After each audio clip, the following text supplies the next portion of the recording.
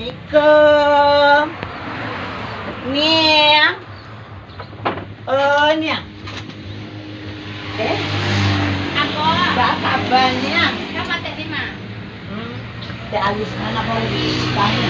Utang pajak utang acara 25 juta. Enggak sampai 25 juta. 25 juta 879.000.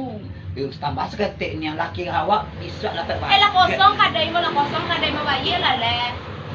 Kau nak utang juga apa? Utang lah, kau nak utang nanda lah isi le. Laki yang anu, laki Alisma po masuk angin, balik terang angin. Kau utang lu terangin aja kok. Mm-mm. Wah, ha? Apa le? Ikusinya. Barannya, Sampai berapa ribu? tanyangnya Ang utang juga lah. Kau bilang kalian utang kok. bisanya. Besok nah bisa. Kok bisa, bisa kan tapi sakit laki Alisma. Laki kau mana? Kau mana pulang dan pada juga laki ni apa? Laki-laki biasa lagi ya. Bersama aku.